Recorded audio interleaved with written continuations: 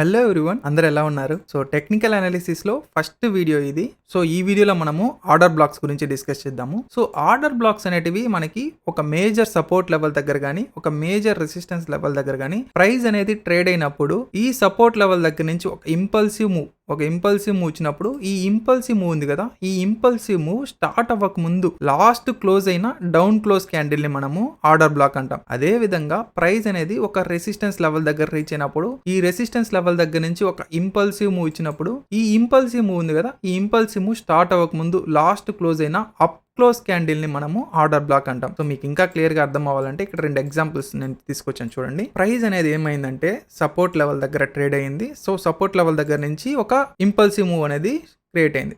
So ఈ impulsive move create అవ్వక ముందు లాస్ట్ క్లోజ్ అయిన ఈ డౌన్ క్లోజ్ క్యాండిల్ ని మనము ఆర్డర్ బ్లాక్ అంటాం. సో ఈ ఆర్డర్ బ్లాక్ లో మనకి 2 టైప్స్ ఉంటుంది, ఓకేనా.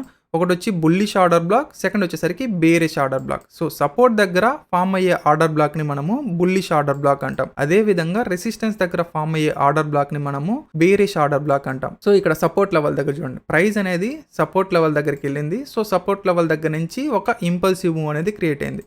సో ఈ ఇంపల్సివ్ మూవ్ క్రియేట్ అవ్వక ముందు లాస్ట్ క్లోజ్ అయిన ఈ అప్ క్లోజ్ క్యాండిల్ ని మనము బేరిష్ ఆర్డర్ బ్లాక్ అంటాం. దీన్ని మనం ఆర్డర్ బ్లాక్ అని ఎందుకు అంటున్నామంటే బ్యాంక్స్, ఫైనాన్షియల్ ఇన్స్టిట్యూషన్స్ వాళ్ళంతా మనలాగా సపోర్ట్ బ్రేక్ చేస్తే గ్రీన్ క్యాండిల్ తర్వాత అంతా వాళ్ళు బై చేయరు. వాళ్ళు మేజర్ గా ఈ సపోర్ట్ కింద ఎక్కడైతే లిక్విడిటీ ఎక్కువ ఉందో వాళ్ళు అక్కడే బై చేస్తారు. ఎందుకంటే ఈ సపోర్ట్ కింద ఏముంటుందంటే అందరు స్టాప్ లాసెస్ అనేది ఉంటుంది. సో వాళ్ళు ఇక్కడ బై చేసినప్పుడు వాళ్ళకి స్లిప్పేజ్ అనేది తక్కువ పడి వాళ్ళకి బెస్ట్ వాల్యూలో సో వాళ్ళకి ఆర్డర్స్ అనేటివి ప్లేస్ అవుతుంది. వన్స్ ప్రైస్ అనేది ఈ ఆర్డర్ బ్లాక్ పైన ట్రేడ్ అయ్యాక మళ్ళీ ప్రైస్ అనేది ఈ ఆర్డర్ బ్లాక్ దగ్గరికి వచ్చినప్పుడు ఇది ఒక సపోర్ట్ లాగా యాక్ట్ అవుతుంది. సో దీని వెనకాల ఒక రీజన్ ఏంటంటే ఈ రెడ్ క్యాండిల్ లో కొంతమంది సెల్లింగ్ చేసి ఉంటారు. సో వాళ్ళందరూ ఈ ఇంపల్సివ్ మూవ్ తర్వాత వాళ్ళు లాస్ లో ఉంటారు. మీరు అనుకోవచ్చు వాళ్ళ స్టాప్ లాసెస్ అన్ని హిట్ అయ్యి వాళ్ళ పొజిషన్స్ అన్ని క్లోజ్ అయిపోతుంది అనేసి. మనలాంటి చిన్న చిన్న ట్రేడర్సే స్టాప్ లాసెస్ అనేవి వాడతారు. పొజిషనల్ ట్రేడర్స్, స్వింగ్ ట్రేడర్స్, పెద్ద అమౌంట్ తో ట్రేడ్ చేసే వాళ్ళంతా వాళ్ళు స్టాప్ లాస్ అనేది వాడరు. సో వాళ్ళకి తెలుసు మార్కెట్ అనేది మూవ్ అయినా మళ్ళీ వాళ్ళ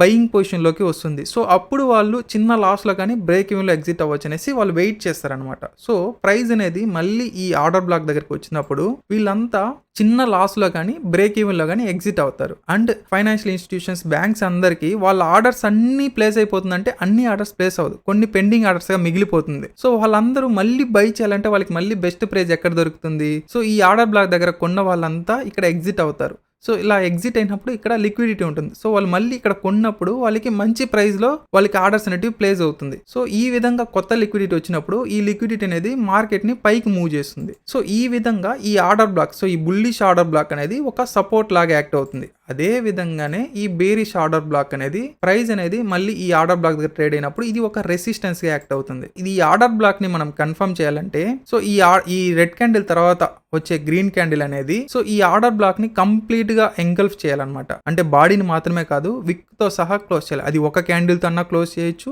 2-3 క్యాండిల్స్ అన్నా క్లోజ్ చేయొచ్చు. కంప్లీట్ గా క్లోజ్ అయిన తర్వాతే దీన్ని మనము ఆర్డర్ బ్లాక్ గా కన్సిడర్ చేస్తాము. అండ్ ఇంకొక కాన్సెప్ట్ ఏంటంటే మీన్ థ్రెషోల్డ్, అంటే సో దీంట్లో 50% రేంజ్ అనమాట. సో బాడీ నుంచి తీసుకుంటాము. సో దీని బాడీ నుంచి మెజర్ చేసామంటే సో ఈ 50% వాల్యూ అనేది వస్తుంది. సో ఎగ్జాక్ట్ గా 50% వాల్యూ అనేది ఉంటుంది. సో ప్రైస్ అనేది ఈ ఆర్డర్ బ్లాక్ దగ్గరికి వచ్చినప్పుడు ఈ 50% రేంజ్ కింద క్లోజ్ అయిందంటే ఈ ఆర్డర్ బ్లాక్ అనేది హోల్డ్ చేయడానికి ఉన్న పాసిబిలిటీస్ అనేవి తక్కువ. సో ఇది ఫెయిల్ అవ్వడానికి పాసిబిలిటీస్ ఎక్కువగా ఉంటుంది. వెరాజ్ ఒక 50% పైన మనకి క్లోజ్ అయిందంటే ఇది రెస్పెక్ట్ చేయడానికి పాసిబిలిటీస్ అనేది ఎక్కువగా ఉంటుంది.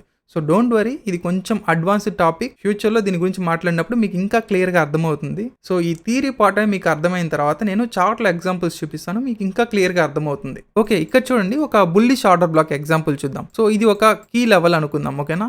సో ప్రైస్ అనేది ఇక్కడ వరకు ట్రేడ్ అయ్యి సో ఒక ఇంపల్సివ్ మూవ్ అనేది ఇచ్చింది. సో ఇంపల్సివ్ మూవ్ స్టార్ట్ అవ్వక ముందు లాస్ట్ క్లోజ్ అయిన డౌన్ క్లోజ్ క్యాండిల్ ని మనం ఆర్డర్ బ్లాక్ గా తీసుకుంటాం. సో ఇది ఆర్డర్ బ్లాక్. సో దీన్ని కంప్లీట్ గా క్లోజ్ చేసిన తర్వాత దీన్ని మనం ఆర్డర్ బ్లాక్ గా తీసుకుంటాం. సో ప్రైస్ అనేది దీని పైన ట్రేడ్ అయ్యి సో మళ్ళీ ఇక్కడ ఒక ఆర్డర్ బ్లాక్ అనేది క్రియేట్ అయింది. సో ఇక్కడ నుంచి చూడండి ప్రైస్ అనేది మళ్ళీ పైకి వెళ్ళి సో మళ్ళీ ఈ ఆర్డర్ బ్లాక్ ని టెస్ట్ చేసి మళ్ళీ ప్రైస్ అనేది చూడండి పైకి వెళ్ళింది. సో ఇక్కడ చూడండి మళ్ళీ ప్రైస్ అనేది కిందకి వచ్చి మళ్ళీ ప్రైస్ అనేది పైకి వెళ్ళింది. ఇక్కడ చూడండి ఈ ఆర్డర్ బ్లాక్ దగ్గరికి వచ్చి ప్రైస్ అనేది కంప్లీట్ గా డిస్రెస్పెక్ట్ చేసి కింద క్లోజ్ అయింది. ఇది ఎందుకంటే ఒకసారి మీరు లెఫ్ట్ సైడ్ లో చూడండి. సో ఇది ఒక రెసిస్టెన్స్ ఏరియా అనమాట. సో ఈ రెసిస్టెన్స్ దగ్గరికి వచ్చినప్పుడు ఈ ప్రైస్ అనేది ఈ ఆర్డర్ బ్లాక్ ని రెస్పెక్ట్ చేయలేదు. అదే విధంగా ఒక బేరిష్ ఆర్డర్ బ్లాక్ ఎగ్జాంపుల్ తీసుకుందాం. ఓకేనా? సో ఇక్కడ ఇంకొక కాన్సెప్ట్ ఏంటంటే ఆర్డర్ బ్లాక్ అనేది మనము ఓన్లీ ఒక క్యాండిల్‌ని తీసుకోము. ఒకవేళ కన్సిక్యూటివ్ క్యాండిల్స్ ఒకే క్యాండిల్ సపోజ్ కన్సిక్యూటివ్ ఇక్కడ 3 గ్రీన్ క్యాండిల్స్ ఉన్నాయి కదా! ఈ 3 గ్రీన్ క్యాండిల్స్‌ని కలిపి మనము ఒక ఆర్డర్ బ్లాక్‌గా తీసుకుంటాం.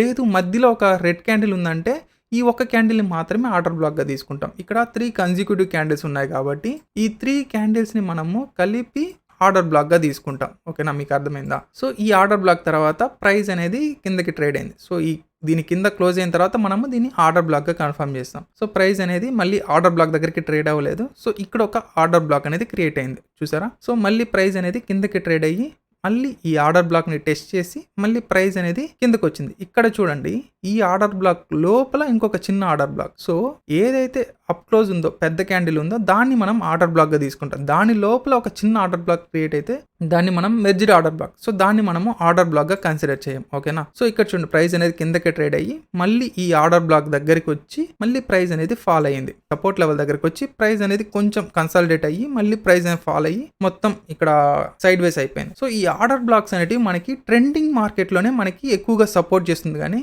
ఈ విధంగా కన్సాలిడేషన్ మార్కెట్లో మనకి ఆర్డర్ బ్లాక్స్ అనేటివి అంతగా సపోర్ట్ చేయదు. సో ఇంకొక బేరిష్ ఆర్డర్ బ్లాక్ ఎగ్జాంపుల్ చూద్దాము. ఇక్కడ చూడండి ప్రైస్ అనేది ఒక మేజర్ రెసిస్టెన్స్ లెవెల్ దగ్గర నుంచి ప్రైస్ అనేది ఫాల్ అయింది. ఓకేనా? ఇక్కడ చూడండి లాస్ట్ అప్ క్లోజ్ క్యాండిల్ అంటే ఇది. ఓకేనా? ఇక్కడ కన్సిక్యూటివ్ గ్రీన్ క్యాండిల్స్ ఉన్నాయి కాబట్టి ఈ మూడింటిని కలిపి మనము బేరిష్ ఆర్డర్ బ్లాక్ గా తీసుకుంటాం. సో దీన్ని మనము ఆర్డర్ బ్లాక్ గా తీసుకోం. ఎందుకంటే ఈ క్యాండిల్ లోపల ఈ క్యాండిల్ ఉంది కాబట్టి ఇది మెర్జ్డ్ ఆర్డర్ బ్లాక్. సో దీన్నే మనము మెయిన్ ఆర్డర్ బ్లాక్ గా తీసుకుంటాం. సో ప్రైస్ అనేది దీని కింద క్లోజ్ అయ్యింది.